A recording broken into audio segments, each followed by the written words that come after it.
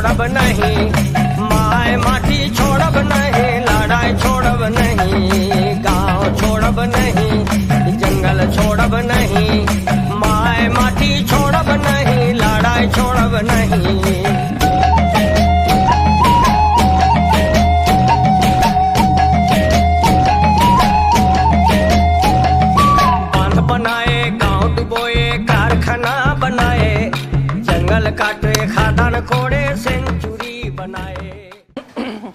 This is one of the songs that is very close to my heart. You have one topic in your syllabus, if you could look into chapter 7, paper 2, and am I audible, sir, to all of you? And then towards the end of the syllabus, we have one more. Is the voice okay? Ethno-political movements, etc. So, tribal movements is one of the topics that we are going to have in the syllabus. This is one that comes very close to that, called Lalgarh Rebellion. This I think you can take as your work for the week, Lalgarh Rebellion. I will be naming several other movements as we get into the course, various tribal movements that you will have to study. How was the weekend, by the way? Enjoyed? Get it. Yeah. Classes? That's the best way of enjoying the classes, weekend.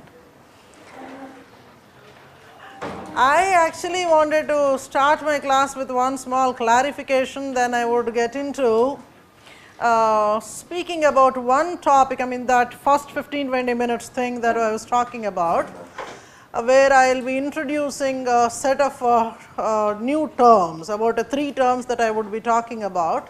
Then we will continue with, I think in the last class we were dealing with caste and its definitions, I am sure you must have. So, we will try to pick up your rough sheets, and after 10-15 minutes we will try to recall the definitions.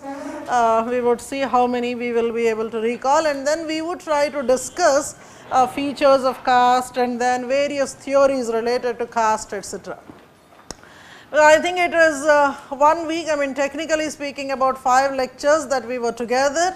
I think now we should be picking up speed, so you should also be cooperative with me.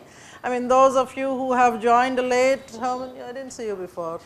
Today you have come. Anybody else who had come today? Yeah, great. We will talk to you after the class. You meet me after the class. Those of you who have joined late, okay? Now, a student was making this comment the other day. She said, I also would want to go for Andhra, but then you use the regional language thing in the class. That is actually something that I am worried about. So, I thought I would give a clarification on that. My mother tongue is Urdu, my second language is Hindi, and then my regional language is Telugu. My paternal grandparents have a lineage of Parsi speaking thing, so we are technically Parsi speaking population. And then of course my other language, my religious language of discourses with the God is Arabic, and then I teach in English.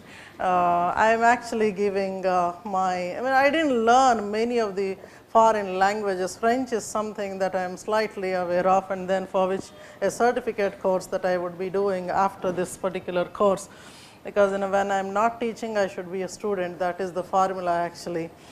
So every year about 4 to 4.5 months when I am jobless, literally, when I am not in the class I am jobless. When I am jobless I actually would enroll into the courses, and then see it's not that I have a partiality towards a regional language for that matter. This is for the comfort's sake basically. And I don't teach any concepts in the regional language. You will have to understand that. एकाध मतलब lighter moment ऐसे निकल जाता है. In that case, I might be using quite a lot of Hindi or Urdu in the class, which might be a problem for the non-Hindi people. So you don't worry about it. English फिर भी ठीक है. I mean it's a language of knowledge, language of writing, etc. फिर भी ठीक है. I mean sometimes in order to get out your original feelings, etc. you will have to. So if you are really angry with somebody, the language in which you are too very comfortable, when you are getting vocabulary from there, the kick is very different there. So it's something like that. In a very highly emotional moment, what is the kind of language that you use? It's nice. I mean it's not like वैसा है, because till the 12th standard I was in Telugu, so I studied in Telugu. My father said engineering is not there in Telugu, so you better do it in English. I said fine. That's how things are. So engineering I was forced to do in English, kind of. So don't worry, I don't teach anything in the regional language. कभी कभी सांस लेने के लिए वो वैसा we use it that way. Too much of foreign language would slightly be uncomfortable. This song, we generally, this is the early morning song for us in the house. It's like your Gayatri Mantra. Gayatri Mantra? No? You know Gayatri Mantra? Those of you who do not know the meaning, you can go back and see. It is like my Gayatri Mantra. So there are several other songs that I would be sharing with you. My promise remains there. I will give you 10 very beautiful songs, some of them latest. We will make audio releases here.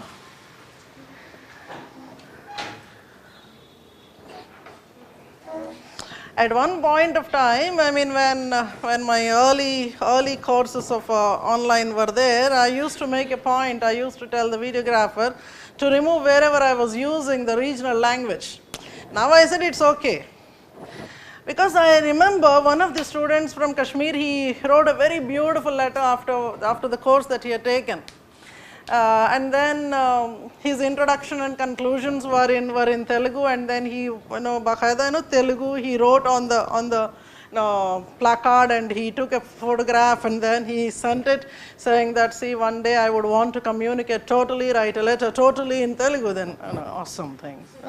And then you see, I am popularizing the movies of Balakrishna across the borders, kind of. So the more languages you learn, the better actually. You become sharp there. I am introducing 3 new terms to you today, which are part of what we call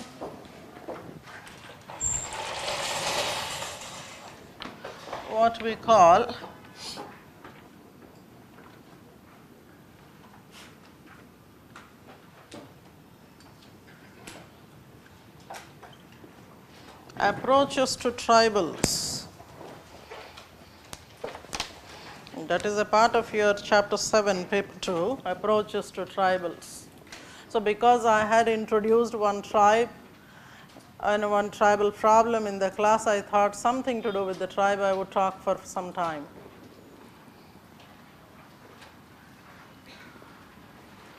See, first of all, when I use this word approach to tribal, what I mean is, what the discipline means is, what is the physical distance from where you would be dealing with them? I repeat, when we say approach to tribals, we actually mean what is the physical distance from which you deal with them. Either you would want to go close to them, or you would want to study from a distance, or maybe something else.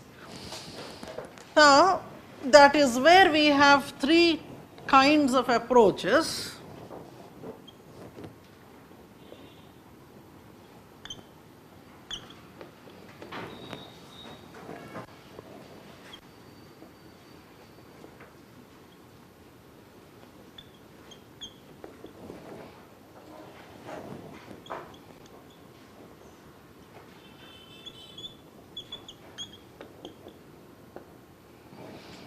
Isolationism, assimilationism, and integrationalism.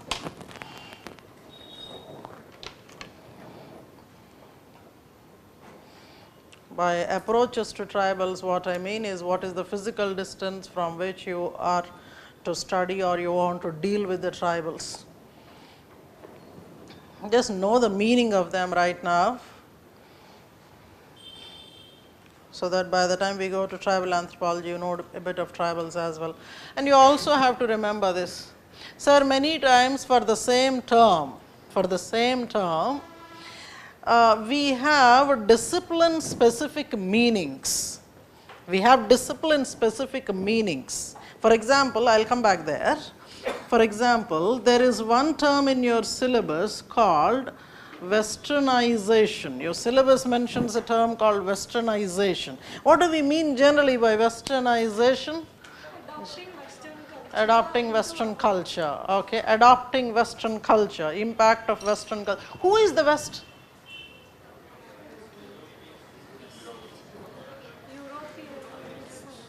Euro and sir? Americans or Arabic and meaning, are we drawing a geographical west? Somewhere we are trying to draw a vertical line there, and people who are on the western side of it are all west. Where exactly, Hanji ma'am? The developed countries. So meaning, is it the entire Europe? Maybe the French, maybe the Germans, the Britons, the Portuguese, everybody is a part of the West.